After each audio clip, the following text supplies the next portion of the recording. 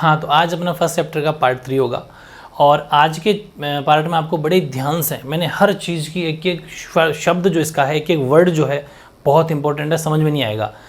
मतलब बहुत सारी जगह आपको ऐसे उन शब्दों को समझा ही नहीं जा रहा है, ऐसे आगे निकलते हुए जा रहे हैं। उन शब्दों को समझना है आज मेरे साथ में, और सबकी मैंने एक एक पिक भी साथ में लिया, मतलब एक एक फ़ोटोज़ उसके साथ में कि कौन सी चीज़ कैसी दिखती है, ये जानना बहुत ज़रूरी है। क्योंकि ये हिस्ट्री की बातें हैं, ऐसे वर्ड ऐसे शब्द जो समझ में नहीं आएंगे अगर नहीं समझोगे तो। इसलिए बड़े ध्यान से खूब मेहनत मैंने इस वीडियो के अंदर आपके लिए करी है इस क्लास में, तो इसलिए इस मेहनत का आपको बेनिफिट लेना है।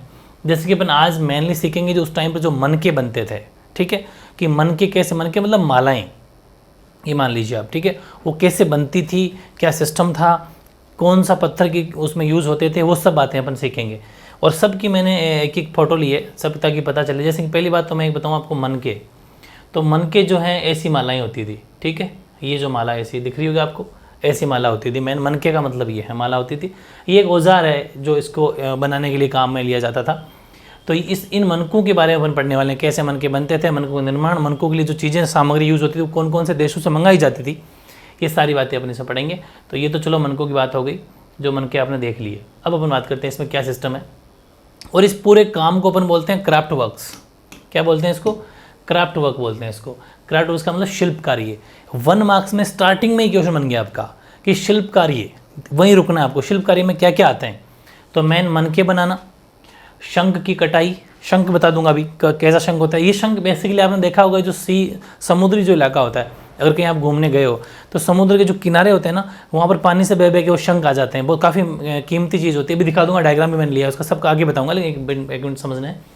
धातुकर्म तो जानते हो, मेटल, और मोहर निर्माण, जो मोहरें होती थी, सील, ठीक है। बाट यानी कि उस टाइम पर वेट कैसे किया जाता था, जैसे आजकल अपन वेट करते हैं 1 किलो, 2 kg, 3 kg, ऐसे वाट होते हैं। जैसे हमारे अभी वोट जो थे वो कैसे थे, वो ऑक्टागन थे, मतलब कि 8 अष्टावक जिसे बोलते हैं, 8 शेप में, जैसे ऐसे ऐसे ऐसे देखे होंगे आपने। अपना जो वाट होता है ना, बाट को देखना आप, बाट के ऐसे 8 खांचे मिलेंगे आपको, जो ऑक्टागन बोलते हैं अपन। उस टाइम पर होता था घनाकार, क्यूबाकार, ठीक है, घन की शेप में, क्यूब की शेप में होता था। तो ये सब बातें अपन पढ़ेंगे इसके अंदर, ठीक है।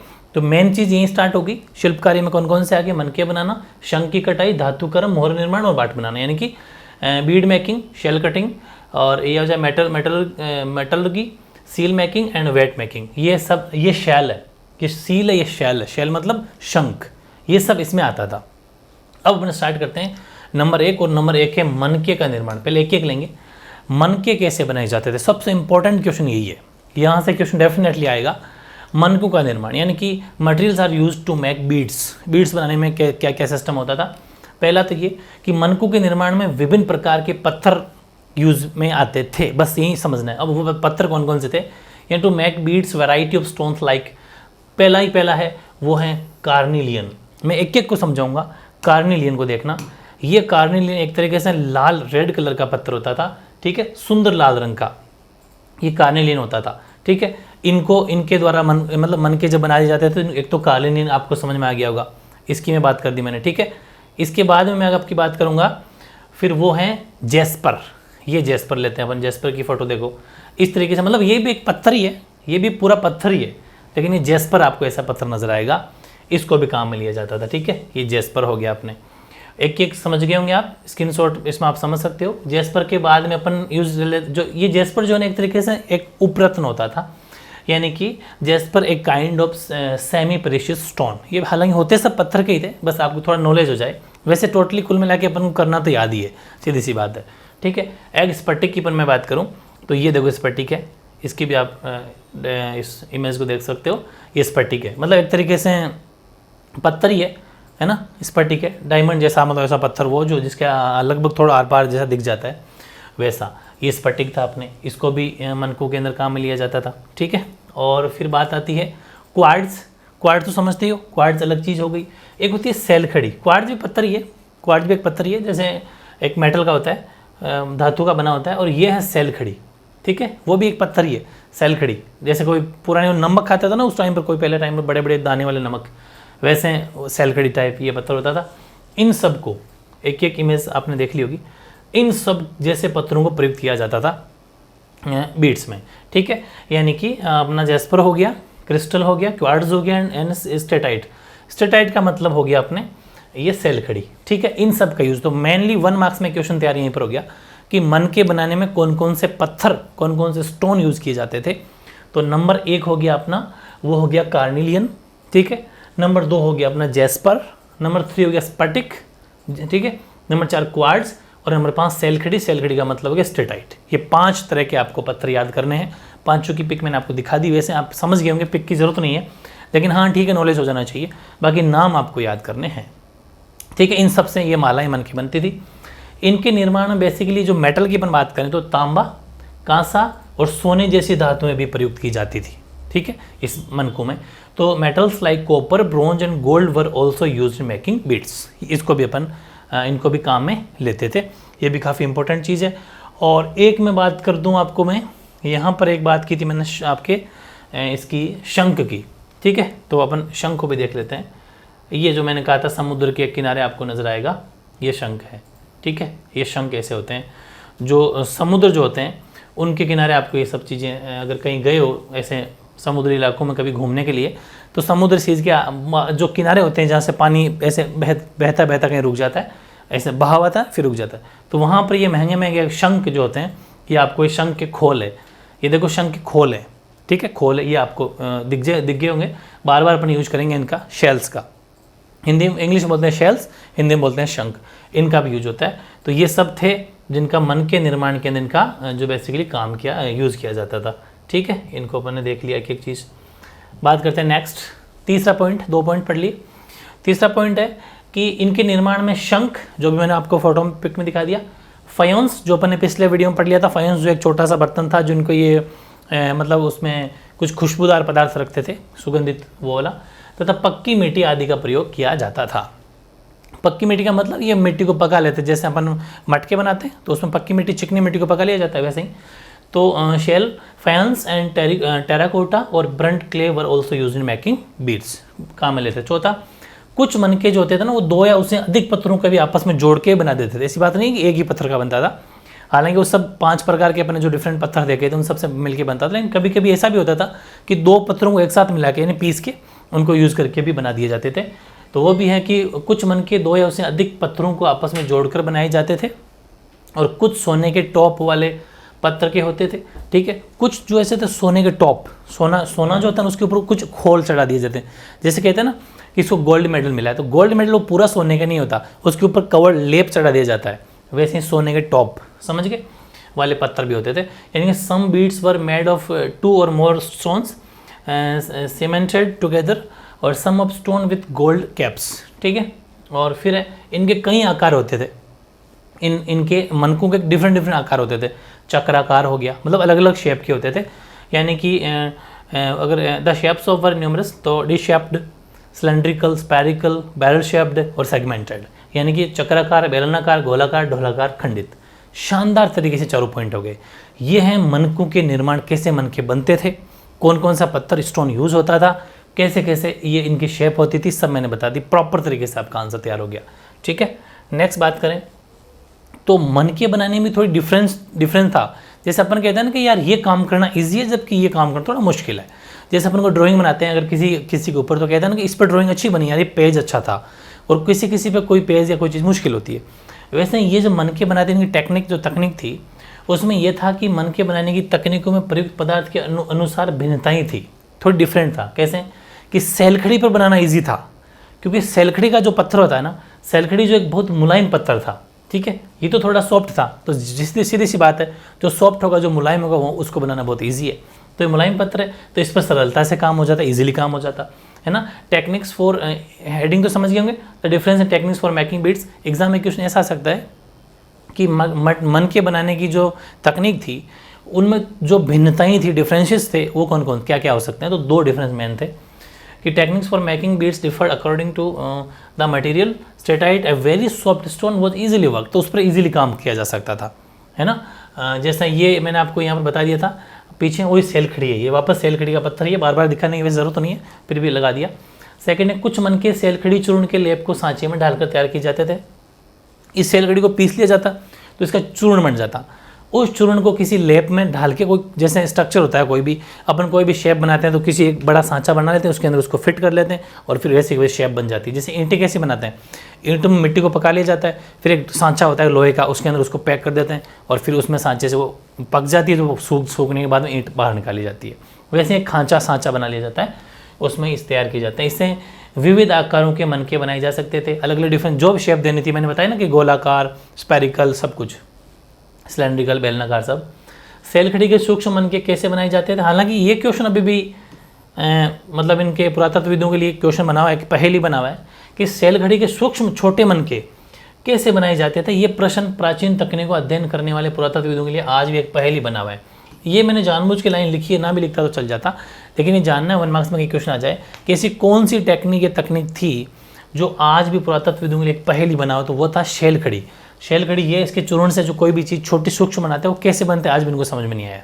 ठीक है, तो ये अपन लिख लेंगे। Some beads were moulded out of paste made with steatite powder. ठीक है, मतलब इसके पाउडर शेलखड़ी का पाउडर से बनाते थे।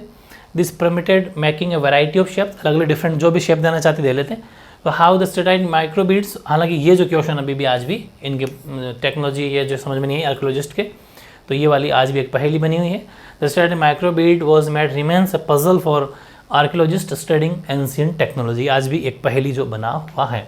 ये अपन भिन्नताएं पढ़ रहे हैं, अलग अलग डिफरेंट था, तो कहीं 1 मार्क्स में क्वेश्चन आ जाए तो अपन लिख सकते हैं कि इसी क्वेश्चन कैसे पूछ सकता है बोर्ड के एग्जाम में, वो ये पूछ सकते हैं कि कौन से पत्थर से मनके बनाना ईजी था, तो वो था सेलखड़ी के पत्थर से। यानी कि स्टेटाइट जो स्टोन था वो थोड़ा सॉफ्ट था, मुलायम था, इस वजह से उस पर मनके बनाना ईजी था। ये अपन लिख लेंगे कोई 1 मार्क्स में क्वेश्चन आए तो।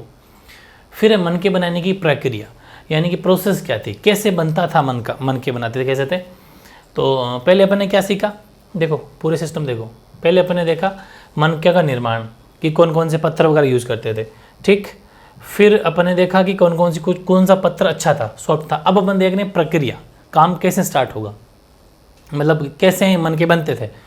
तो कार्नेलियन का जो लाल रंग था अभी अपन देखा था, इमेज देखी थी इसकी, और पीले रंग के कच्चे माल तथा उत्पादन के विभिन्न चरणों में मनकों को आग में पकाकर प्राप्त कर लिया जाता। एक स्टेप तो ये, इन सबको मिला के फिर आग में पका लेते तो मनके तैयार हो जाते। The red colour of Cornell was obtained by firing the yellowish raw material and beads at various stage of production. फिर जो पत्थर के पिंडों को पहले मतलब जो कोई बड़ा पत्थर होता था, ये तो कॉमन सेंस की बात है, अपन जैसे मकान बनाते हैं घर में, तो जब मकान बनता है तो बड़े बड़े पत्थर को कारीगर जो होता है वो तोड़ता है, तोड़ के उसको छोटी शेप दे देता है और फिर उसको फिट कर देता है। वैसे ही जो पत्थर के पिंड होते थे, मतलब बड़ा पत्थर जो होता था स्टोन का, उसको अपरिष्कृत आकार का मतलब जैसी हमें ज़रूरत है उस आकार में तोड़ के फिर उसको बारीकी से, ये वेरी इंपॉर्टेंट चीज़ है, बारीकी से शल्क निकाल कर। ये आपने देखा होगा जो छेनी और हथौड़ा होता है ना, कारीगर कोई बड़े पत्थर को कैसे, पट्टी जो होती है उसको कारीगर कैसे तोड़ता है, कैसे चीरता है, तो छेनी रखता है, एक लोहे की छेनी होती है और ऊपर से हथौड़े से चोट मार मार के उसे खांच बना देता है। खांचा यहाँ पर इसका मतलब खांचे से है, जैसे कि ये कोई पट्टी है, ठीक है, पत्थर बड़ा सा पत्थर है, अब कारीगर बीचों बीच से तोड़ना है तो पहले वो छेनी हथौड़े से इसको क्या करेगा, खांच बना लेगा इसमें और फिर शट एक मारेगा चोट तो सीधा खुल जाएगा वो। तो इस शल्क का मतलब है बारीकी से शल्क बनाते थे, इसका मतलब एक खांच बना लेते छेनी हथौड़े से, फिर उसके बाद में उसे अंतिम रूप में जो भी उनको जैसी शेप देनी थी वो शेप दे देते। ठीक है, यानी कि अपने लिखेंगे कि nodules were chipped into rough shape and then finally flaked into the final form. ये ठीक है, ऐसे अपन नेक्स्ट देखते हैं। तीसरा है घिसाई, पॉलिश और इनमें छेद करने के साथ ही मनके बनाने की प्रक्रिया पूरी हो जाती। फिर फाइनली क्या करना होता था, जैसे वो पूरा शेप बन गया, फिर उसको जैसे अपन माला को कैसे करते हैं, किसी धागे में पिरोते हैं, तो पिरोने के लिए क्या क्या चाहिए, छेद करना पड़ता है ना, तो फिर फाइनली उस पर थोड़ी घिसाई करके पॉलिश करके फिर कर देते छेद, और छेद करने के बाद में प्रोसेस कंप्लीट। समझ में आ गई, बड़े इजी सिस्टम था। पहले क्या करते, दो कार्नेलियल और पीले रंग के उन उत्पादों को आपस में मिट्टी में आग में पका लेते। सेकंड क्या करते, कोई बड़ा पत्थर हो, कोई अपरिष्कृत आकार होता, यानी कि अगर वो उसको रफ शेप में खांच बना के तोड़ काट लेते, उसके बाद में फाइनली उसको अंतिम रूप दे देते और फिर कर लेते छेद और घिसाई पॉलिश और फिनिशिंग कर देते उसकी कंप्लीट, और उसके बाद में ये क्या काम करते, प्रक्रिया पूरी हो जाती। यानी कि grinding, polishing and drilling completed the process. लेकिन फिर एक मेन चीज़ सबसे इंपॉर्टेंट 1 मार्क्स का क्वेश्चन आपका यहीं पर तैयार होगा, डीपली स्टडी करनी है आपको। चनूदड़ो और लोथल दोनों ही गुजरात के अंदर पड़ती है, हमारे इंडिया के गुजरात के अंदर दोनों सभ्यताएं पड़ती है, दोनों जगह पड़ती है, मैप में दिखा दूंगा अभी। और धोलावीरा, तीनों ही, ठीक है। चनूदड़ो, लोथल और धोलावीरा से छेद करने के लिए विशेष उपकरण प्राप्त हुए हैं। मतलब ये सारी सभ्यता अपन पढ़ रहे हैं, और इस सिविलाइजेशन में अपन मेनली अगर देखें कि इस मालाओं में छेद कैसे किया जाता था, छेद का कहाँ, ये छेद करने वाले जो औजार होते थे वो कहाँ मिले हैं, तो 1 मार्क्स में अगर आ जाए ऐसा आ जाएगा कि मनके के अंदर छेद करने के लिए जो छेद करने के जो औजार हैं या जो उपकरण हैं वो कहाँ मिले हैं, तो चनूदड़ो, धोलावीरा और अपना लोथल, ये तीनों में मिले हैं। अगर आप इसको मैप में देखना चाहेंगे तो देख सकते हो आराम से, ये गुजरात के अंदर है तीनों ही, ठीक है। मैं आपको दिखा देता हूँ इसमें, ये धोलावीरा, ठीक है, ये चनूदड़ो, ठीक है, और अपना चनूदड़ो, धोलावीरा, सॉरी हाँ धोलावीरा, और अपन देखें इसके अंदर, और ये अपना हो गया लोथल, ठीक है। तीनों को देख लिया, चनूदड़ो, धोलावीरा, लोथल तीनों ही गुजरात के अंदर पड़ता है। तो आप देख सकते हो, हालांकि ये पूरा वो वाला मैप नहीं है, ये पूरा फाइनली उस टाइम का दिखाया गया है, लेकिन अगर आपकी बुक के अकॉर्डिंग अपने इस मैप को लेना चाहेंगे तो ये हो जाएगा, ठीक है। हालांकि ये आपको इतना याद रखना कि गुजरात के अंदर ये जगह पड़ती है, बाकी कोई बड़ी बात नहीं है, ठीक है। ओके, अब अपन आगे बढ़ते हैं। तो ये भी वेरी इंपॉर्टेंट हो गया, यानी कि spliced drills have been found Chanhudaro, Lothal and more recently at Dholavira. ये बेसिकली यहाँ पर छेद करने की, तो इस तरीके से ये प्रोसेस पूरी मन के बनाने का सिस्टम आप सीख गए, बहुत ईजी था, 3 टुकड़ों में अपन इसको कंप्लीट कर लिया। फिर एक नोट लिखा है मैंने काफ़ी इंपॉर्टेंट है, इसमें भी अपन मैप का यूज़ करेंगे और इसी मैप का यूज़ कर लेंगे अपन, इसी में एक बार समझ लेते हैं। नागेश्वर को 2 ऐसी चीज़ जगह हैं, अगर आप मैप में देखेंगे तो, ठीक है, कौन कौन सी जगह बताता हूँ। नागेश्वर और बालाकोट, पहले इसको समझ लो तो फिर बात करेंगे मैप में, कि नागेश्वर तथा बालाकोट नामक बस्तियाँ हैं। फिर 1 मार्क्स का क्वेश्चन तैयार हो गया। ये बिल्कुल समुद्र तट के पास में है, समुद्र तट के पास समीप स्थित है। यहाँ पर शंख से बनी वस्तुओं जैसे कि चूड़ियाँ, करछियाँ तो जानते होंगे, करछियाँ जैसे वो एक चिमटा टाइप ऐसा होता है जिससे अपन घी वगैरह भी निकालते हैं, वैसा करछियाँ होती है, तथा पच्चीकारी, इनकी वस्तुओं के निर्माण में विशिष्ट केंद्र थे। कौन कौन से, सबसे मेन चीज़ है कि शंख से बनी वस्तुएं, बेसिकली चूड़ियाँ हो गई, करछियाँ, ये सब बनाने के लिए जो है हमारे कौन सी 2 बस्तियाँ थी, वेरी इंपॉर्टेंट 1 मार्क्स में, तो नागेश्वर और बालाकोट दोनों समुद्र के पास में निकट बस्तियाँ थी। देखो अगर मैप में अपन देखना चाहेंगे, सी बिल्कुल ये जैसे ये अपना हो गया, इस मैप में दिखा दूँ मैं आपको, अलग कलर से दिखाता हूँ, तो ये देख लीजिए, ये दोनों, एक तो ये नागेश्वर और ये बालाकोट, ये इधर अरबियन सी है, बिल्कुल अरब सागर है, पूरा पानी पानी है, ये पानी समुद्र के पास में दोनों बस्तियां हैं, जहाँ पर मेनली शंख से बनी हुई वस्तुएं, जैसा कि अपन ने कहा ना चूड़ी वगैरह, ये सब यहाँ बनता है। वेरी वेरी इंपॉर्टेंट है, 1 मार्क्स में क्वेश्चन तैयार हो गया आपका, यहाँ से आएगा, ठीक है।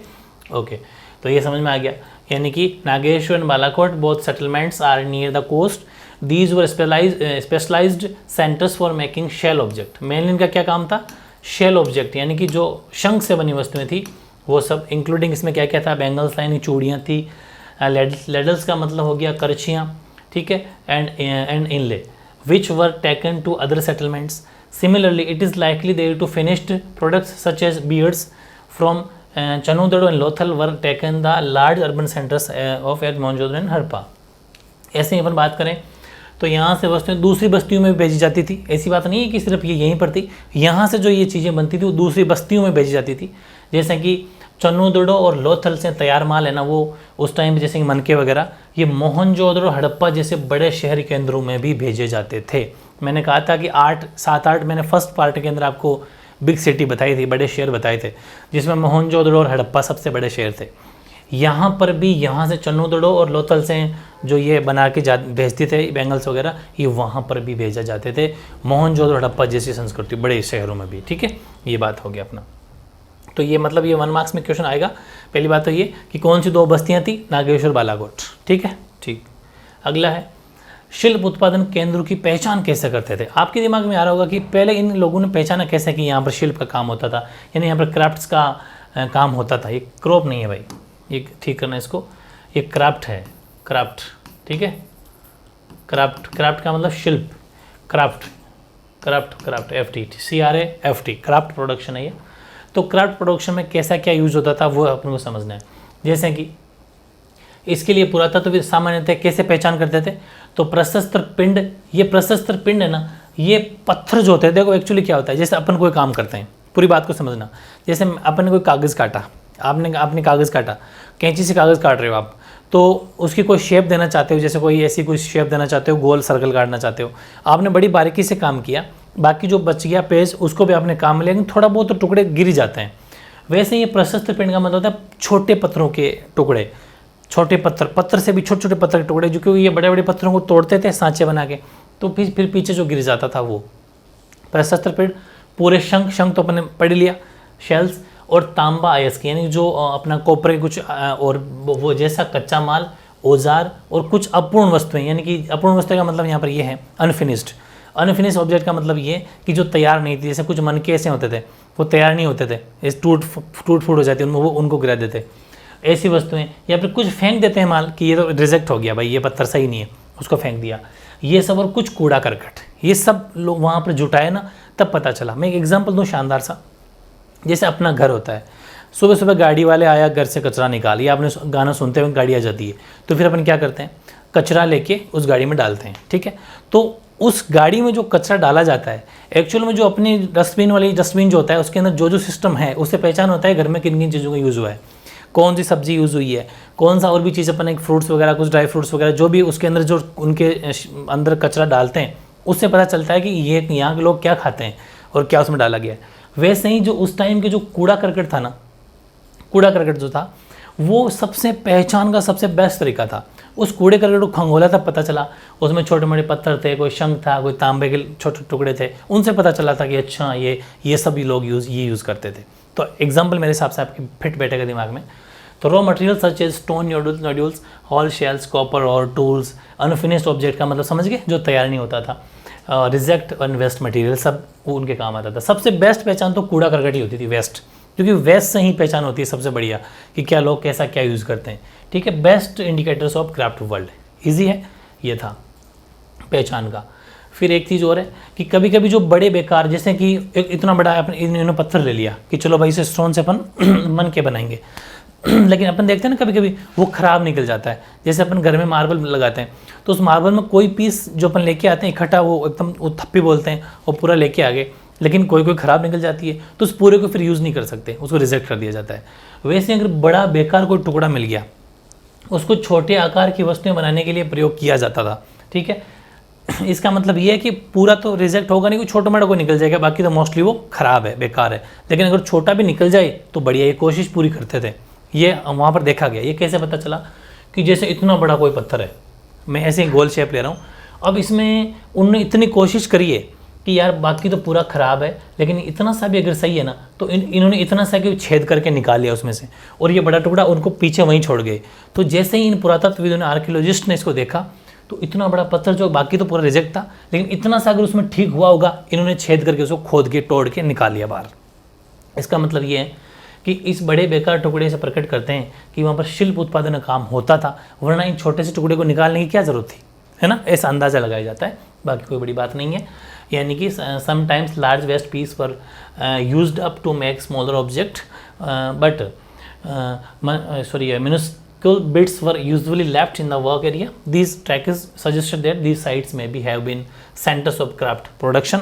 ये सब अंदाजा है कि इस वजह से हमें अंदाज़ा लगा सकते हैं कि वहाँ क्राफ्ट प्रोडक्शन का काम होता था, यानी शिल्प उत्पादन का काम होता था, ठीक है। काफ़ी बढ़िया है, पहचान करने का तरीका था। फिर एक इम्पोर्टेंट मैंने टॉपिक लिया है, ये अपने राजस्थान का 2 मार्क्स में क्वेश्चन आ सकता है, गणेश और जोधपुरा संस्कृति। हालांकि जोधपुरा जयपुर के आसपास के पार्ट को बोला जाता है, और गणेश्वर ये सीकर में पड़ता है, ठीक है। तो खेतड़ी झुंझुनू, तो राजस्थान के खेतड़ी क्षेत्र झुंझुनू में पड़ता है, झुंझुनू जिला है। उसमें मिले साक्ष्यों को पुरातत्वविदों ने गणेश्वर जोधपुर संस्कृति के नाम से उसका नाम दे दिया, ठीक है। यानी कि राजस्थान के खेतड़ी क्षेत्र में कुछ साक्ष्य मिले, ऐसे कुछ एविडेंस मिले हैं, उनको हमने क्या नाम दे दिया, जो हमारे आर्कियोलॉजिस्ट थे उन्होंने उसको नाम दे दिया गणेश्वर जोधपुरा संस्कृति के नाम से जाना जाता है। 1 मार्क्स का क्वेश्चन तैयार है, डीप अंदर आएगा यहाँ से, और ये कॉम्पिटेटिव एग्जाम पूछ जाता है सीधे सीधे क्वेश्चन, ठीक है। कि गणेश्वर जोधपुरा संस्कृति किस संस्कृति या किस इलाके को बोला जाता है, तो राजस्थान के खेतड़ी क्षेत्र को, ठीक है, ये ध्यान रखना। यानी कि the evidence found in Khetri region for Rajasthan have been called by the archaeologist as Ganeshwar Jodhpura culture. फिर इस संस्कृति के विशिष्ट मृदभंड हड़प्पाई मृदभंडों से भिन्न थे, ठीक है। हालांकि हड़प्पाई मृदभंड का मतलब होता है ऐसे, मृदभंड का मतलब जो मिट्टी के बने हुए औजार होते हैं। हालांकि हमारे दिल्ली के अंदर और सब जगह जितने भी हमारे जैसे जो सेंटर हैं मृदभंड वगैरह रखने के, जो हमारे सिस्टम है, वहाँ पर ही रखे जाते हैं। ठीक है। तो ऐसे मृदभांड जो मिट्टी के बने होते हैं उनको मृदभांड बोला जाता है, वो चीज़ है। तो विशेष, हालांकि जो हड़प्पा मृदभांड थे, हड़प्पाई मृदभांड जो थे, उनकी डिज़ाइन और इनकी डिज़ाइन में अलग था, क्योंकि देखो खेतड़ी राजस्थान में बेसिकली तांबा होता है, ये खेतड़ी सेंटर पूरा तांबे का सेंटर है, ठीक है। यहाँ पर तांबा बहुत ज़्यादा होता है, ध्यान रखना। यानी कि that typical pottery of this culture वो different from that of the Harappan pottery and rich wealth of copper, मतलब यहाँ पर तांबा होता है, फाउंड हियर। तांबा सबसे ज़्यादा हमारे खेतड़ी के अंदर होता है राजस्थान के अंदर। 1 मार्क्स में क्वेश्चन तैयार हो गया आपका। तो उनसे थोड़ा डिफरेंट जरूर था, यहाँ तांबे की वस्तुओं की विपुल संपदा मिली है। यहाँ पर बेसिकली तांबे के औजार ज़्यादा मिले हैं। क्वेश्चन अभी ये पूरा नहीं हुआ है, अभी अपन थोड़ा इसके बारे में और जानेंगे। विद्वानों का अनुमान है कि इस क्षेत्र के निवासी हड़प्पा सभ्यता के लोगों को तांबा बेचते थे, क्योंकि तांबा होता था, तांबे की बहुत सारी चीज़ें मिली हैं। अब देखो ये चीज़ें कैसे कनेक्टिविटी कर रहे हो, आपको सोचना है कि अपन हड़प्पा चीज़ें पढ़ रहे हैं, हड़प्पा में जहाँ पर तांबा यूज़ हो रहा है उसकी डिज़ाइन लेते हैं ये लोग, फिर यहाँ के तांबा से मिलाते हैं तो दोनों सेम मिल जाते हैं। इसका मतलब ये है कि यहाँ से वहाँ तांबा भेजा जाता होगा, ऐसा अंदाजा होता है, ठीक है। ऐसे कुछ औजार देखे होंगे, ऐसा कुछ सिस्टम देखा होगा उन्होंने, ठीक है। यानी scholars estimate that the inhabitants of this region use to send copper to the people of Harappan civilization. फिर राजस्थान के खेतड़ी अंचल से तांबा प्राप्त करना हेतु हड़प्पा से कुछ अभियान भेजे जाते थे, ठीक है। यानी कि वो तो सेम वापस लिखने की हालांकि ज़रूरत नहीं थी, इतना ही बहुत था कि हड़प्पा वाले लोग यहाँ से तांबा भेजते थे। तो वही है, expeditions were sent from Harappa to get copper from the Khetri region of Rajasthan, ठीक है। ये सिंपल है, तो आपको ज़्यादा लोड नहीं लेना, इतना से ही समझना है कि राजस्थान का जो खेतड़ी अंचल है उसको गणेश्वर जोधपुरा संस्कृति के नाम से जाना जाता है। यहाँ पर तांबे के जो हैं वो ज़्यादा तांबा या होता था, तो यहाँ से ऐसा अनुमान है कि खेतड़ी राजस्थान से तांबा हड़प्पा क्षेत्र को, हड़प्पा सभ्यता के लिए भेजा जाता होगा, बस। और ये भी लिख सकते हो कि यहाँ जो बने हुए जो मृदभांड है वो थोड़े से उनसे डिफरेंट थे हड़प्पा से, ठीक है। उसकी पोइट्री से हड़प्पन जो पोइट्री थी उससे थोड़े से यहाँ की जो पोइट्री वो डिफरेंट थी, बस, और कोई ज़्यादा नहीं है, ठीक है। अब नेक्स्ट आता है हड़प्पा निवासियों की कच्चा माल प्राप्त करने की संबंधी कुछ नीतियाँ थी। नीति का मतलब यही है कि वो कैसे रॉ मटेरियल प्राप्त करते थे, कहाँ कहाँ से मंगाते थे, वो है बस, और कोई ज़्यादा नहीं है। एक तो ये मंगाते थे उपमहाद्वीप तथा उसके आगे से आने वाला माल, यानी strategy for pursuing raw material की अगर बात करें तो फर्स्ट था materials from the sub continent and beyond. हम उपमहाद्वीप का मतलब तो हमारा खुद का भारत देश हो गया, इसके आगे भी और इसके आगे और, ठीक है। कौन कौन से, एक तो अपन देख लिया नागेश्वर और बालाकोट, यहाँ पर शंख इजीली मिल जाता था, जो अपन ने पहले पढ़ लिया, दोनों समुद्र के पास में बस्तियाँ हैं ये दोनों ही, और वहाँ उन दोनों बस्तियों से शंख यानी शेल्स इजीली मिल जाता था, यानी कि shells was easily available in Nageshwar and Balaghat, ठीक है, नागेश्वर एंड बालाकोट, सॉरी, नागेश्वर बालाकोट। और ये तो बात होगी शंख की। अब एक एक बात समझना भाई, अपन ने पहले पढ़ा था ना कि किन 4-5 चीज़ों से ये मन का बनाते थे, तो वैसे ही ये अब कहाँ कहाँ से मंगाते थे वो पढ़ रहे हैं अब अपन। पहला नागेश्वर और बालाकोट से ये मंगाते थे शंख यानी कि शेल्स, ओके। फिर बात आई लाजवंत मणि की, जो नीले रंग का पत्थर होता है, एक लाजवंत मणि यानी कि नीले रंग का पत्थर, ये मंगाते थे। अफगानिस्तान में एक जगह पड़ती है शोरतुगई से, बहुत प्रॉपर नोट्स बनाए आपके लिए, यानी कि they use to get lapis lazuli, ये मंगाते थे शोरतुगई इन अफगानिस्तान। ये यहाँ ब्रैकेट में आप लिखना चाहो तो लिख सकते हो, यहाँ पर भी एक ब्लू कलर का स्टोन होता है, ठीक है, ब्लू कलर का स्टोन होता है, ब्लू कलर स्टोन होता है ये, ठीक है, नीले रंग का पत्थर। फिर बात आई कार्नेलियन की, तो कार्नेलियन मंगाते थे, गुजरात में स्थित जगह है भड़ोच है, ठीक है। तो कार्नेलियन कहाँ से मंगाते थे, carnelian from Bharuch located in Gujarat से मंगाते थे। बात आती है सेलखड़ी की, तो सेलखड़ी एक तो अपना दक्षिण राजस्थान यानी जो साउथ राजस्थान है वो, प्लस नॉर्थ गुजरात का कुछ नॉर्थ पार्ट जो हमारे राजस्थान बॉर्डर से टच में है, नॉर्थ गुजरात, इन दोनों से मंगाते थे। Steatite from south southern Rajasthan and north Gujarat, वहाँ से मंगा ली इन्होंने सेलखड़ी। फिर बात आती है तांबे की, तांबा राजस्थान के खेतड़ी से मंगा लेते, वो अपने पहले ही पढ़ लिया। कॉपर कहाँ से मंगाते, कॉपर खेतड़ी राजस्थान से। और सोना गोल्ड मंगा लेते दक्षिणी भारत से, क्योंकि साउथ इंडिया के अंदर सोना होता है। वेरी वेरी इंपॉर्टेंट, अपने सब बातें पढ़ी थी कि मन का जब बनाते हैं तो उसके अंदर हमने ये मणि तो खैर ऊपर डिज़ाइन देने के लिए लाजवंत मणि होता था, ये भी यूज़ करते हैं। दूसरी बात अपने पढ़ी थी कि ये जो हैं ये क्या नाम उसका, ये शंख का यूज़ करते हैं, तो शंख मंगा लिया इन्होंने नागेश्वर बालाकोट से, यानी शेल्स मंगा लिया। लाजवंत मणि यानी कि लैपिस लजुली, ये मंगा लिया अफगानिस्तान के शोरतुगई से। फिर कार्नेलियन मंगा लिया गुजरात से, गुजरात में ब्रह्मोस जगह से। फिर सैलखड़ी मंगा लिया साउथ राजस्थान से और नॉर्थ गुजरात से। और तांबा मंगा लिया राजस्थान के खेतड़ी से। ये सारी बातें आपको याद करनी है, जगह वेरी वेरी इंपॉर्टेंट है, सब आप जानते हो, ठीक है। फिर आता है सुदूर क्षेत्रों से संपर्क।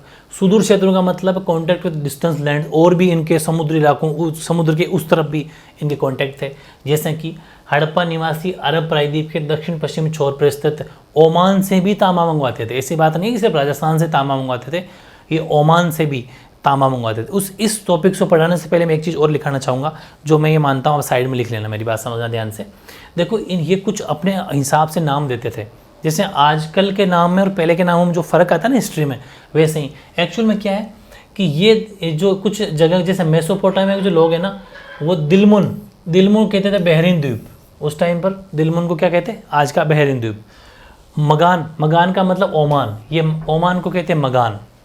और मेलुहा होता है हड़प्पा को कहते हैं मेलुहा। ये कुछ नाम है, ध्यान रखना।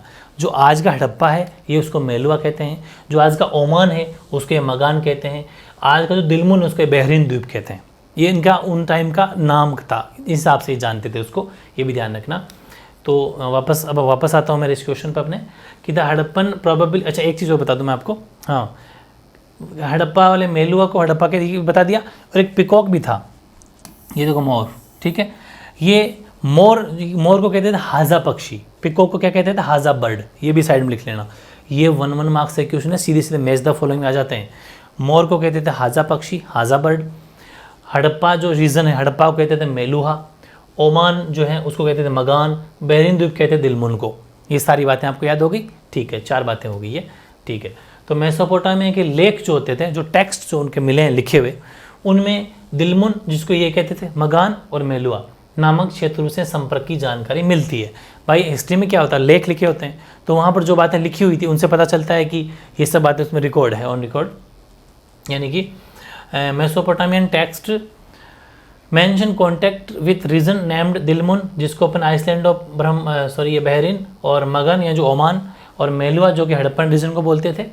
This text mention the products from Meluha, ठीक है, carnelian, lapis lazuli, copper, gold and varieties of wood, इन सब का, यानी कि ये लेख जो है, ये जो टेक्स्ट है, इसके अंदर मेलुहा से जो प्राप्त, मेलुहा का मतलब यहाँ पर क्या है, यहाँ का मतलब है हड़प्पा। मेलुहा का मतलब हड़प्पा, क्योंकि हड़प्पा को मेलुहा बोलते थे। तो मेलुहा से प्राप्त उत्पादों जैसे कि कार्नेलियन अपने पढ़ लिया, जो मनका में यूज होता था। लाजवर्द मणि जो ब्लू कलर का होता, नीले कलर का होता था। तांबा, सोना, लकड़ी, ये सब उसके अंदर मेंशन लिखा हुआ है, ये चीज़ लिखी हुई है। ओमान, बहरीन या मेसो, अब आपके दिमाग में आ रही होगी कि ओमान, बहरीन और मेसोपोटामिया से इनका कॉन्टैक्ट कैसे होता था, तो ये होता था समुद्री मार्ग से, ठीक है, समुद्र के मार्ग से ये जाते थे। यानी कि यहाँ से पढ़ेंगे अपन, communication with Oman, Bahrain and Mesopotamian was by sea, समुद्र के रास्ते, शिप, जहाज़ों वगैरह से जाते थे। एक मैंने छोटा सा नाम लिखा है कि मेसोपोटामिया के लेख है ना, वो मेलुहा को नाविकों का देश कहते हैं। मेसोपोटामिया के जो लेख हैं, जो टेक्स्ट हैं, उसमें एक बात लिखी हुई है। क्या लिखी हुई मेसोपोटामिया टेक्स्ट के अंदर, उसमें जो मेलुहा है ना, मेलुहा का मतलब हड़प्पा, ध्यान से समझना, मेलुहा का मतलब हड़प्पा। और इस हड़प्पा को क्या कह दिया, नाविकों का देश। इसको क्या कहा है, नाविकों का देश कहा है। मेलुहा को क्या कहा है, लैंड ऑफ सीफायरर्स, ठीक है, सीफायरर्स, इसको ध्यान रखना, वेरी इंपॉर्टेंट है। सीफायरर्स कहा है, यानी कि मेलुहा को नाविकों का देश कहा है, किसको, हड़प्पा को। सारे 1 मार्क्स से क्वेश्चन तैयार होंगे आपके, बहुत डीपली स्टडी करनी है, जैसा मैं आपको करवा रहा हूँ, ठीक है, ओके। फिर नेक्स्ट बात आती है, ये मैप है, पूरी जगह कहाँ कहाँ पर थी, तो देखना चाहो देख सकते हो। ये दिलमुन है, ठीक है, जो अपने बात की दिलमुन की। ये मगान है, ठीक है, ये अपना पूरा रेड सी, लाल सागर है, वो मध्य सागर है, पूरा समुद्री इलाका है। मेसोपोटामिया हो गया, ठीक है, उरुकुर हो गया। इस सारी जितनी बातें आप देखना चाहोगे, जो अपने मेलुहा मतलब ये हड़प्पा होगी।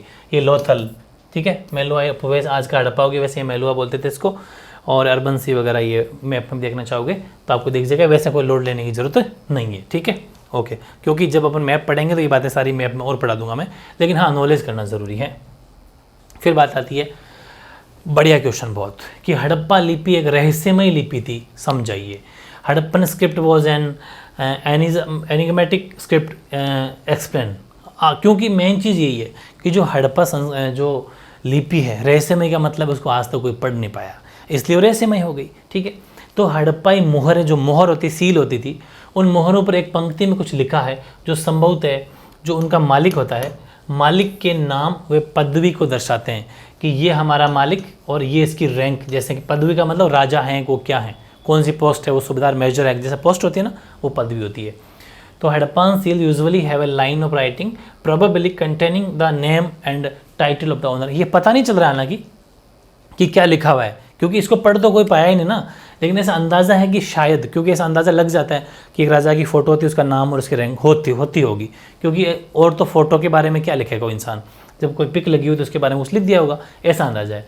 और अधिकांश जो अभिलेख है वो छोटे हैं, संक्षिप्त है, यानी कि मोस्ट इंस्क्रिप्शंस आर शॉर्ट। सबसे लंबे अभिलेखों में लगभग 26 चिन्ह है, ठीक है। The longest inscription contain about 26 sign है उसमें। अच्छा देखो, अपने अल्फ़ाबेट होते हैं ABCD, ऐसे 26 वर्ड होते हैं, लेकिन ये ABCD का यूज़ नहीं करते, ये चिन्हों का यूज़ करते हैं। स्क्रिप्ट मतलब चिन्ह होते हैं ना, चिन्ह, साइनों का, इसलिए कोई पढ़ नहीं पाया, क्योंकि साइन को कौन पढ़ पाएगा, साइन तो डिफरेंट तरह के साइन होते हैं। और Harappan civilisation script remains undeciphered till date, therefore it is called enigmatic script, यानी कि हड़प्पा सभ्यता की लिपि आज तो कोई पढ़ नहीं पाया, इसलिए इसको रहस्यमय लिपि कहा जाता है। एक पॉइंट और पढ़ेंगे इसके बारे में। यह लिपि निश्चित रूप से वर्णमालीय नहीं है, ये अल्फ़ाबेटिक तो है ही नहीं ना, ये प्रॉब्लम है। अगर ये अल्फ़ाबेटिक होती, जैसे अपनी लिपि अल्फ़ाबेटिक होती है, 26 वर्ड का आगे पीछे कहीं ना कहीं वर्ड होता है, यूज होता है, तो सिर्फ 26 अक्षरों का ही होता है, लेकिन इसमें कोई ऐसा सिस्टम था, क्योंकि इसमें चिन्हों की संख्या बहुत ज़्यादा है। आप कितने चिन्ह पढ़ोगे, अपन 26 अक्षर में कन्फ्यूज हो जाते हैं, ये तो बहुत ज़्यादा बड़ी चीज़ है। इसमें लगभग 375 से 400 के बीच चिन्ह थे, हालांकि और भी ज़्यादा होंगे, लेकिन ऐसा अंदाजा है कि इतने चिन्ह डिफरेंट जब नजर आते हैं तो अपने काउंट जब करें तो इतनी संख्या हो चुकी थी। इट इज़ सम वेर बिटवीन 375 एंड 400 साइंस। और मेन चीज़ जो यहाँ से शुरू होती है, 1 मार्क्स में क्वेश्चन पूछा गया है बहुत बार, यह लिपि दाईं ओर से बाईं ओर, राइट टू लेफ्ट लिखी जाती थी, राइट टू लेफ्ट, RT, ठीक है, राइट टू लेफ्ट लिखी जाती थी, वेरी इंपॉर्टेंट है, इसका ध्यान रखना। The script was written from right to left, ये था इसका मामला, ठीक है। बात करते हैं अपन नेक्स्ट की, वो क्वेश्चन है हड़प्पा सभ्यता की बाट प्रणाली, वजन कैसे तोलते थे। काफ़ी बढ़िया क्वेश्चन। जैसे अपन आजकल वजन करते हैं तो अपना जो वाट होता है वो ऑक्टागन है, ऑक्टागन है, ऐसा मान लो कि ऐसे, मतलब इसमें कितने शेप हो जाएगी, ऐसा आपने वजन वाट को देखा होगा, तो इसको देख लेना भाई, 8 हो गई अपने, 1 2 3 4 5 6 7, एक और बना दो 8, ऐसा ऑक्टागन होता है। वाट को देखना कभी आप, बाट देखोगे, सॉरी बाट नहीं, बाट को देखोगे तो वो 8 ऑक्टागन है, ठीक है। लेकिन इनके बाट ऑक्टागन नहीं होता था, इनके होता था क्यूब, उसमें घनाकार, क्यूबिकल। तो पहली बात तो ये कि विनिमय बाटों की एक सूक्ष्म परिशुद्ध प्रणाली द्वारा नियंत्रित थे। Exchange were regulated by a precise system of weight. ये तो अपने भी होता है आज भी कि ये आधा किलो, ये 1 किलो, ये 5 किलो, फिक्स एक मानक होते हैं, बस उस अकॉर्डिंग अपन वेट करते हैं। इनके भी कोई सिस्टम होते थे, हालांकि पहचान नहीं पाया कोई, लेकिन इनके भी होते थे। और ये बाट जो बनते थे अपने जैसे आजकल तो बाट लोहे के होते हैं, ये चर्ट नामक पत्थर, ये चर्ट है, पत्थर वही है, मैंने ऐसी पिक लगा दी, आपके लिए इमेज बना दी। ये चर्ट एक पत्थर है, उससे ये बाट बनाए जाते थे, चर्ट, ठीक है, चर्ट स्टोन है ये। They are usually made of stone called chert, chert नामक पत्थर से बनाए जाते थे, जो आप ये देख रहे हो पिक, ठीक है। और इसमें अगर बात करें अपन तो सामान्यतः ये किसी भी प्रकार के निशान नहीं होते थे इसके ऊपर, ठीक है, निशान कोई होते ही नहीं, निशान रहित होते थे और घनाकार शेप में होते थे। मैंने आपको बता दिया, सबसे इंपॉर्टेंट चीज़ यही है, डीपली क्वेश्चन आएगा कि उस टाइम पर बाट किस शेप के होते थे, घनाकार, क्यूबिकल।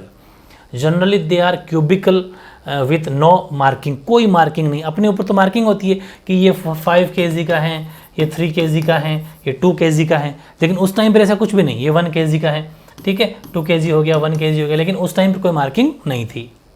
फिर इन बाटों के निचले मानदंड वो द्विआधारी, जैसे कि 1 2 4 8 16 32 और 12,800 तक, ये भी क्वेश्चन आएगा कि निचले मानदंड जो है वो कहाँ तक होते थे। हालांकि ये कोई अंदाज़ा नहीं है कि ये क्या थे, कोई ग्राम थे, केजी थे, कोई अंदाज़ा नहीं है, लेकिन ऐसा उस मार्किंग है, मतलब ऐसा अंदाज़ा लगाया जा रहा है। जबकि ऊपरी मापदंड वो दशमलव प्रणाली, मतलब पॉइंट, डेसिमल्स होते हैं ना, डेसिमल सिस्टम में ये अनुसार चलते थे, यानी कि the lower denominations weight were binary 1 2 4 8 16, मतलब आप इसको याद कर सकते हो कि जो इवन नंबर होते हैं 2 4 8, 1 का डबल 2, 2 का डबल 4, 4 का 8, 8 का 16, 16 का 32, ऐसा करके हाईएस्ट अगर ये नंबर अपन देखें तो 12,800, ठीक है।